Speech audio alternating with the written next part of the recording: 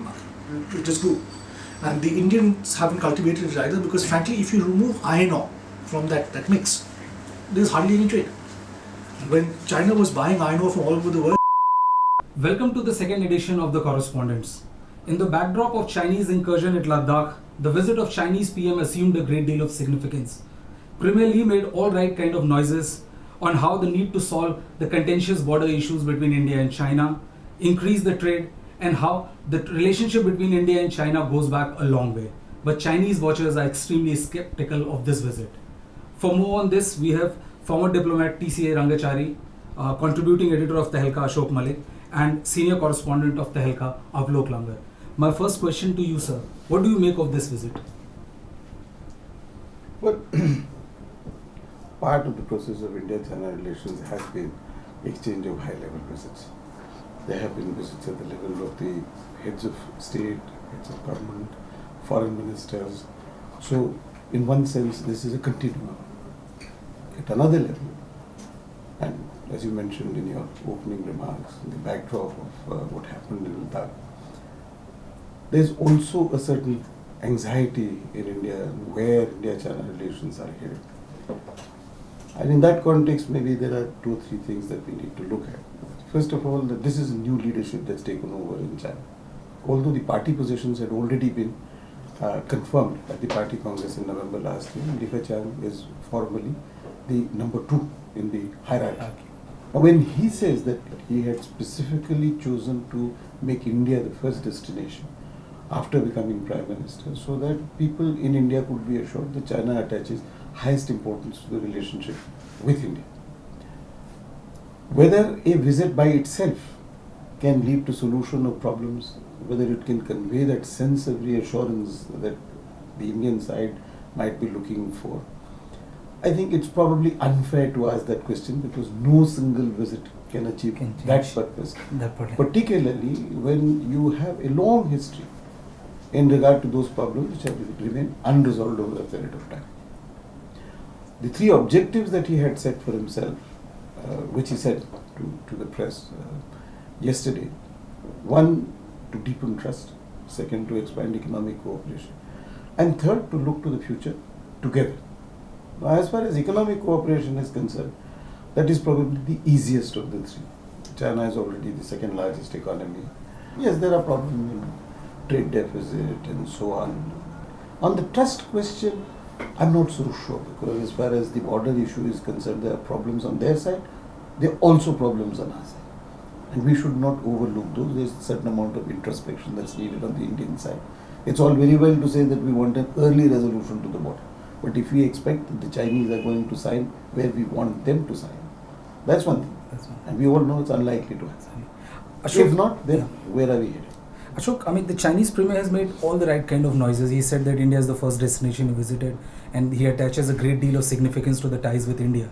But like barely fortnight ago, India had the worst diplomatic gaffe in the sense of this incursion, which led to a great deal of embarrassment of UPA too. So do you find any matching between the action and the statements of the Chinese premier?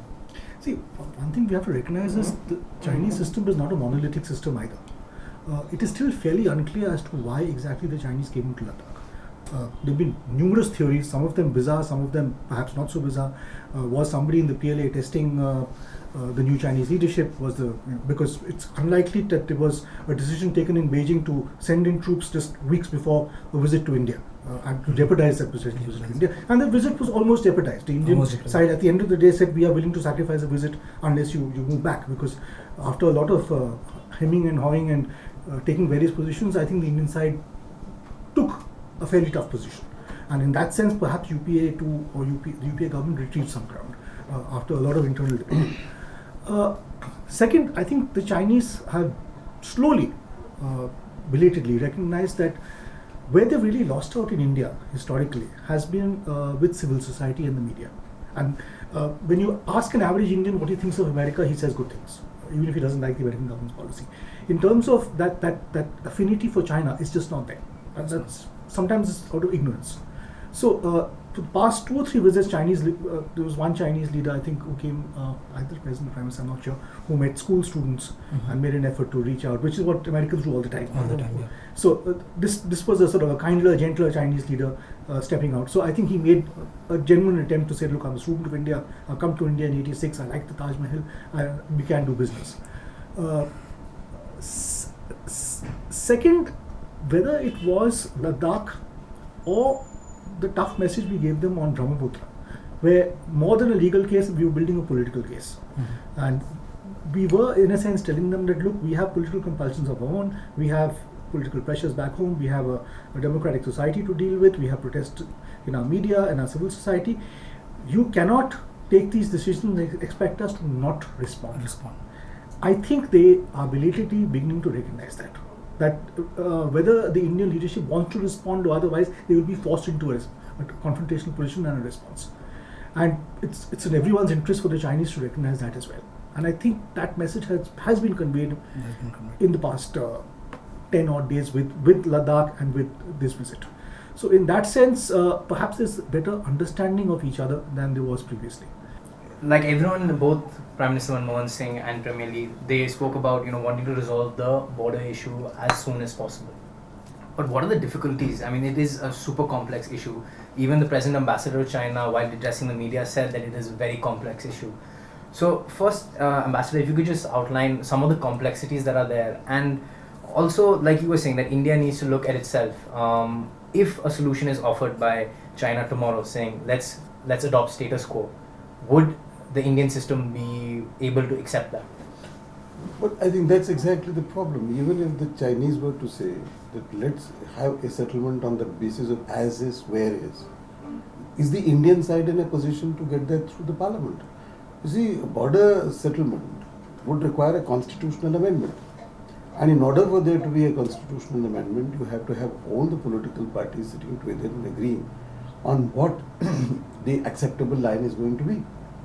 So, as I said earlier, if the Chinese are not going to sign where we want them to sign, but there is going to be a line which is going to be different from what is our overall claim line, then are we prepared to accept it?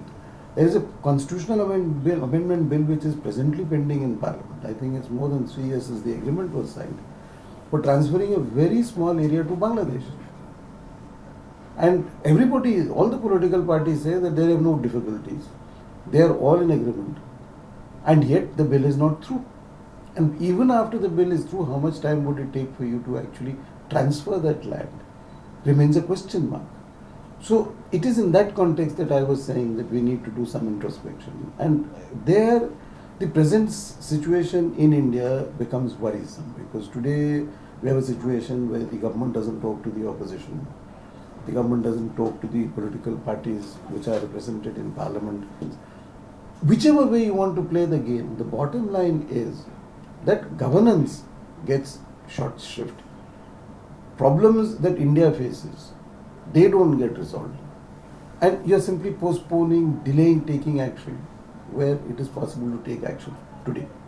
So to come back to the border issue, see, if you go into technicalities, there are large number of technicalities that one could look at.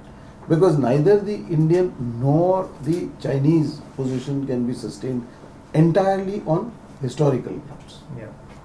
So there has to be some acceptance at the political level, both in India as well as in China. There has to be some amount of give and take. What that give is going to be, what the acceptable take is, that may be a matter of negotiation, discussion, that also has its own complexities.